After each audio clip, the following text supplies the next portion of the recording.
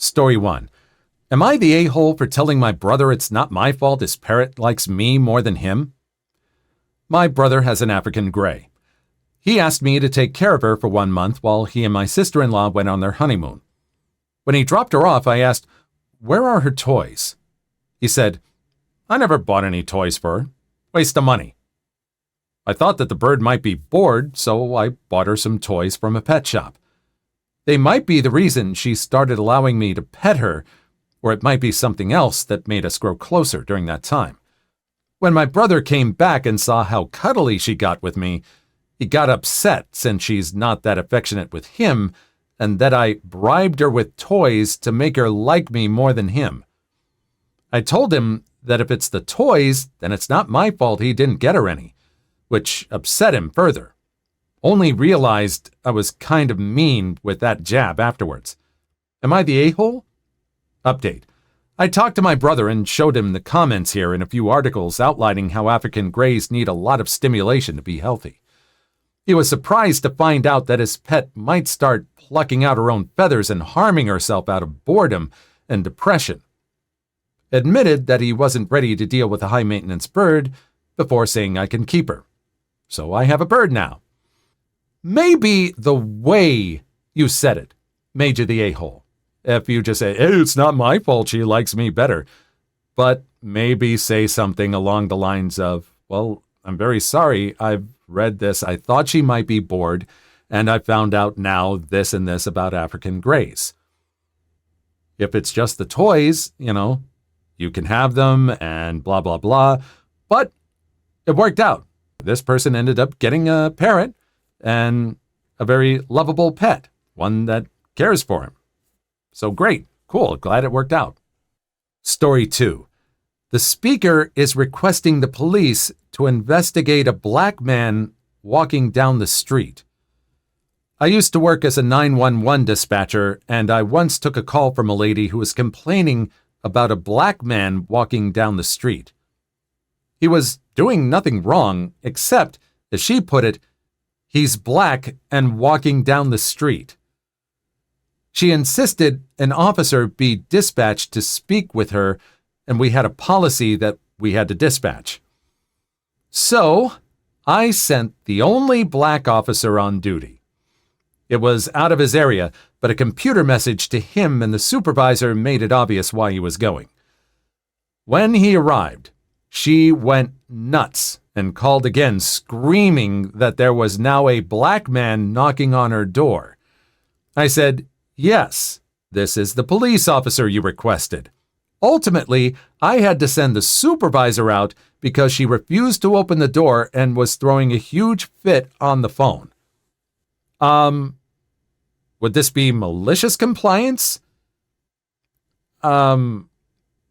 She's racist, and it seems she's consistent. That's about all. But I don't get it. I'm just walking down the street. What has gone on in her past? And whatever it is, it still is not anything to justify her behavior. It's just straight up racist. And it's made all the more obvious when a black officer is knocking on her door. Story 3. Entitled mom won't watch her kids. They climb into the pasture with my horses. I live in a rural neighborhood. Everyone's got 3 to 8 acres, so we're all pretty spaced out. I live on 5 acres, and my nearest neighbors are a sweet elderly couple about 1 acre from me. They're perfect. The husband does yard work as a hobby, and his wife bakes, so we have a nice arrangement where if I need something big chainsawed, he takes the wood down and uses it for the fireplace, and in exchange, I trade recipes and bake with his wife. Honestly, they just like the company. I own my own home, have 2 horses, a cat, and recently my mom also moved in because she was in financial trouble. I'm happy to help as she's good company and I do anything for her. And then everything changed when COVID attacked. So here's where things go south. My neighbor's son and his family, wife and 2 girls, 4 and 7, live in the nearest city and didn't feel safe. I don't blame them. And because my neighbors are saints, they opened their home and the brood moved right in. Up until this point, I was the youngest person in the neighborhood at 29, so having kids wander around is new for everyone. At first, it was no big issue. They stayed inside, got settled. Maybe they were good kids? Total long shot, I know, but a girl can hope. So one morning, I'm letting my horses out into the front pasture, a Clydesdale and a Welsh pony, and I hear the most high-pitched squealing from next door. It was so shrill my Clydesdale second-guessed going outside, but cautiously proceeded only to be met with more squeals. I pop my head out, and the two girls are literally losing their minds. And I get it. Little White Pony and the horse from Brave? But still, they're large animals. They don't know. So they should have had the sense not to approach, right? Not a snowball's chance in hell. These kids sprint to the fence shrieking. The pony runs around in panic. The Clydesdale stranded there with the same what the hell look I've got on my face. Then the 4-year-old starts to go under the fence. Hell no. Don't you dare climb under that fence, I said firmly and admittedly kind of harsh. But I'll be damned if I have my horses mow over a kid. I walk over to them and they look like they're about to cry, but I explain firmly that they are big animals and can hurt them easily and to never go over or under the fence. They go home, I clean the stalls. An hour in, I hear someone banging on my home's door, and I can see through my barn's hatch door my mom and the kid's mom are having a conversation. The kid's mom then storms down to the barn. I've never met this lady, and I know an entitled parent when I see one. Joy of joys. She starts going off on me. How dare you make my kids cry? They just wanted to see the ponies, blah, blah, blah. And when she takes a breath, I get my point across. Ma'am, your youngest was crawling onto the fence towards two large animals none of you know. That Clydesdale is a 2,000-pound draft horse. He can literally crush you, not feel it, and do permanent damage. The pony looks cute, but needs an experienced hand as he's very untrustworthy, flighty, and has a tendency to bite. Your children are not allowed near them without my consent and heavy supervision, and never allowed in the pasture with them. Do you understand? She then starts ranting about, well, if they're so dangerous, why do you have them? Are you even allowed to have them? I should call animal control. That stuff. They're my personal horses. Yes, I'm allowed to have them. Your kids trespassed on my property. I'm trying to keep them safe.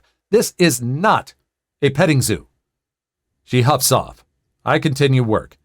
Later that evening, when the husband got home, I explained what happened. He's understandably alarmed, and I explained how dangerous that situation is. He agrees. Not that my horses are aggressive, mind you, but it's inherently dangerous in general. You've got a 50 to 200-pound human versus an 800 to 2,000-pound horse. If you don't know what you're doing, you can be seriously injured. Pure physics. So I'm optimistic with his reaction, but know he's often not home, so I stay cautious. Later in the next week, I'm working from home, and I suddenly hear screaming. Not excited screaming, scared little kid screaming. I rush outside, and the 4-year-old is bawling in the middle of the pasture with the pony doing laps around the perimeter of the fence as my Clydesdale slowly approaches the little girl. The 7-year-old is crying outside the fence and calling for her mom, but clearly their mom is not watching them. My initial terror recedes a bit because my Clydesdale is essentially a golden retriever in a horse's body. Sweetest pushover in the world. He's gingerly approaching her in a slow, friendly way and being as non-threatening as he can. And with him so close, the pony won't rush him.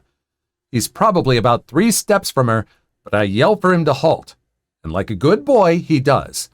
I make my way in with them and start asking the girl questions. Are you hurt?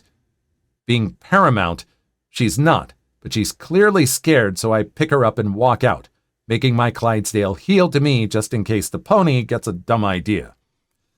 The mom is still nowhere in sight, so I take them to my neighbors. What precedes is about 30 minutes of screaming and crying. The girl's mother was the one to open the door.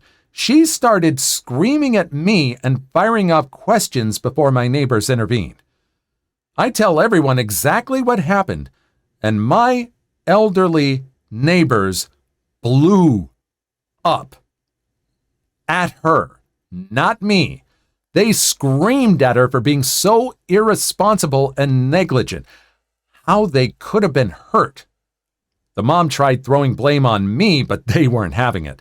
My neighbors apologized profusely, and I go about my day until the husband gets home.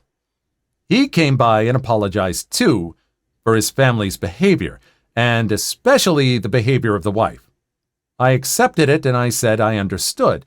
They're little girls. I too know the allure of magnificent fluffy horses. The mom was at fault for not watching the kids. I'm just glad everyone was okay. The girls were still really shaken up, so I extended an olive branch because, well, I was an overexcited kid who loved horses once too, just with a horse mom who knew what she was doing. And I didn't want this to completely traumatize them from being around horses. So, the next day, I properly introduced them to my Clydesdale, with him in his stall with the inside hatch open and the girls being supervised by their father and me. Safe in the barn. They loved it. Clydesdale loves the attention. Everyone's happy. Right? Well, except for the mom, who took my olive branch as an offer to teach them horseback riding, give them free lessons, and other stuff. But her husband shot it down hard, and presumably so did my neighbors. Since then, it's been quiet. I did, however, install a second electrical fence wire on the bottom, not just on the top, in case. And yes, they did test it. 7-year-old got zapped pretty good and got in trouble with her dad. Aside from that, there have been no incidents other than them wanting to pet them when I drop evening feed once in a while. Here's hoping it stays peaceful. But seriously, don't go up to animals you don't know. Oh, I know this. I have a family that live in the hills, and I go on walks, and there are animals out there that I don't know, and I brought treats. They were mostly dogs, but one of them had a horse. And the horse, I would just watch. The horse would come up to me, very friendly. I would pet, but I learned very quickly not to get close when the horse just turned their head toward me, because I almost got knocked down once or twice, and I'm a big guy. This is very true. Do not approach animals you don't know outright. And I'm a big guy. I'm glad no one was injured. Please like and subscribe if you've made it this far. I hope you'll enjoy the rest of the video and have a wonderful day. Story 4. Police took my minor son and questioned him alone for 9 hours and didn't allow us to see him or speak to him. This happened last week. He's only 11. At around 10 a.m., my son was taken out of class by the school's resource officer and led to the main office where 4 other officers were waiting for him. They then patted him down and took him, not handcuffed, to the police station and began looking through his phone, emails, messages, everything. The biggest issue is no one called us. Not the school, not the police, no one. We got a text from a friend of his who had our number asking us if he was still coming over after school since he left class early and had not come back yet. This was 1 p.m.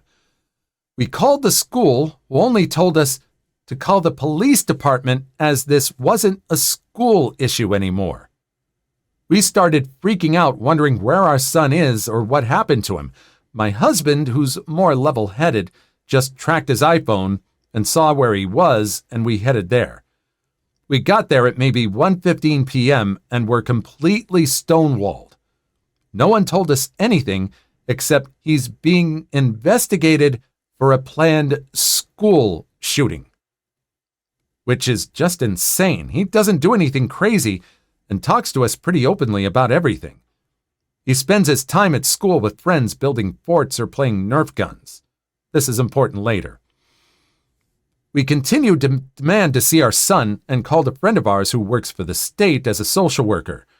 She wasn't able to get down there or figure anything out until about 6:30 p.m., and finally, after she started calling people, they released him at 7 p.m. They did not let us speak to our son or see him the entire time. We got home and told us everything. Apparently, he and his friend were talking about their guns, Nerf guns, and what they were going to hunt after school when they came back to our house for the night and dinner. They never spoke about shooting people or schools or anything. They were going to hunt creepers from their Minecraft game. They painted some boxes green and whatnot and set them up around the yard and house and do this pretty regularly. When they finally let him go, some guy in a suit said, "Sorry, we received a credible report about a planned school shooting from a teacher and had to act. We've concluded he was talking about a video game with his friends and he's free to go." That's not verbatim, but it's pretty much what he said. They kept offering him McDonald's, giving him soda and candy, etc., if he just told them where the guns were or to draw out the plans and who was involved. They asked him if we drink, if we have any pills in our medicine cabinet, and then sleep or do weird things after talking or smoking, etc. They kept going through his phone and asking him, "Where is this picture taken?" or "Who was there?" Like they questioned him for 9 hours, entirely invaded his and our privacy on the phone, and didn't let us see or talk to him. The school is refusing to talk to us at all, other than they graciously said he is okay to come back to school once they finish speaking to the police. Maybe. We can't get answers if he's suspended or if he can even go to school, and the police department keeps telling us the issue is closed and hangs up. What the hell do we do? Lawyer up.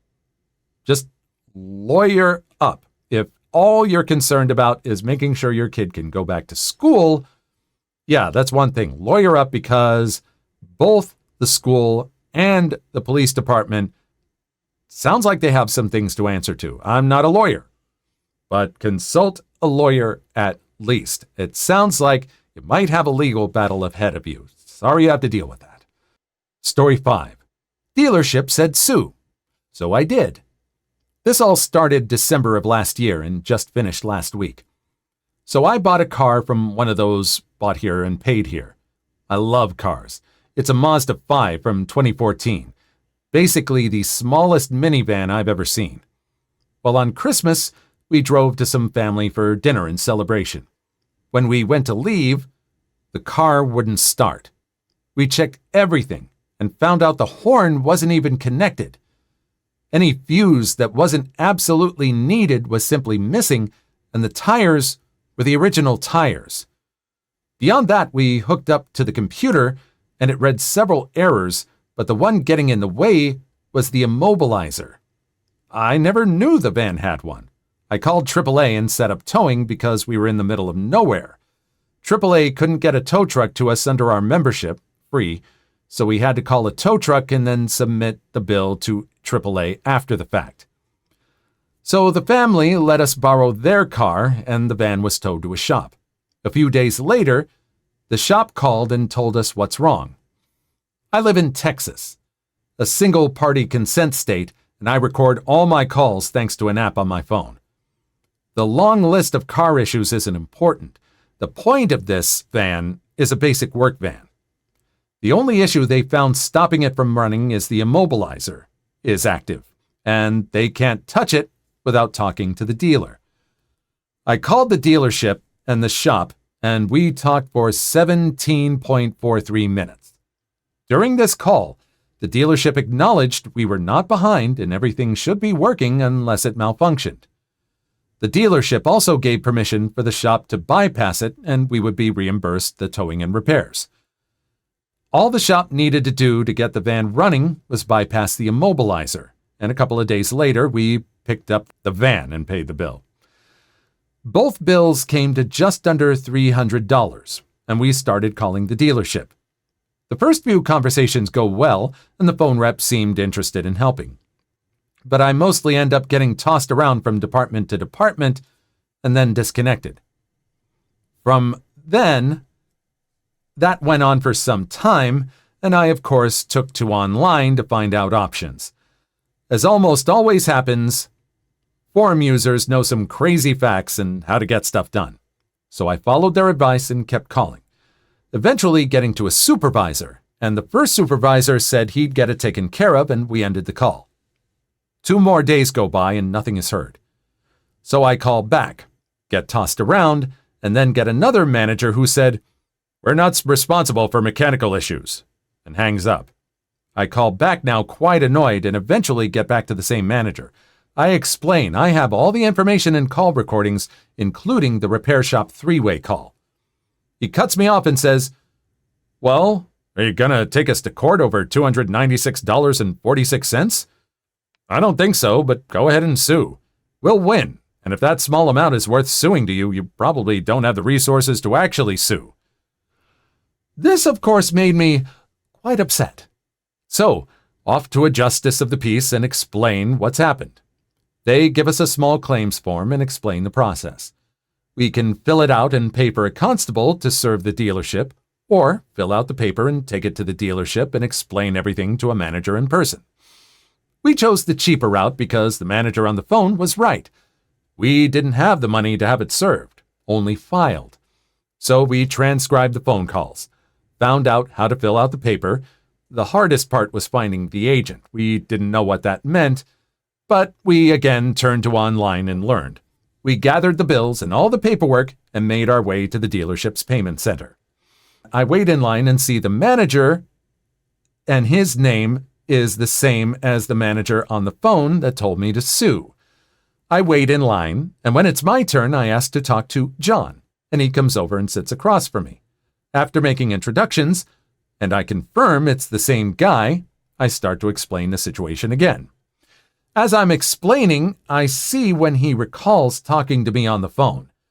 He starts to dismiss me, and I explained that he asked me to sue, and I'm here with all my evidence and the unfixed suit, giving him one final chance. He started to look over the papers and asked if I still had the recordings. I said yes, I could email him a copy. We sat and talked for about an hour as he read. Then I sat with a slightly aggravated tone. If something isn't done today, not only am I going to head right back to the courthouse and file, as well, tack on as much for emotional distress and whatever else the clerk hinted at. The clerk was very open-mouthed with ideas, as well as sending a copy of everything to every email on the corporate website. After this, our conversation drew the attention of a woman in a power suit who rushes over for a recap. I find out she's John's boss's boss's boss, and she's none too happy about how far things have gone. She assured me that all would be made right and gave me her cell number and email. I gave her the papers and left. The next Monday at 8 a.m., I got a call asking if credit being applied to the account would be acceptable. I say yes, and she explains they will credit $500 to the account as payments. The payments are only $155 every 2 weeks. I agree, and we talk for a few minutes when I ask why it took this much just to get things done. She laughed and said, "It shouldn't have, and certain people are no longer employed at the company." Well, today was Wednesday, and the day of the payment, but when I went to make the payment, it was already done. Thank you, Power Suit Lady. Yeah, I really thought it would be something that would be done to help out a customer, but unfortunately, companies look out for themselves, and I'm pretty sure Power Suit Lady was doing this to save face from the company.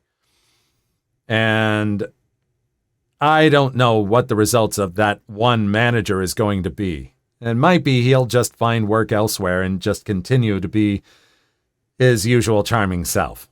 I don't know. What do you think? Please leave your story in the comments. I would love to make a video on them in the future. Also, don't forget to like and subscribe.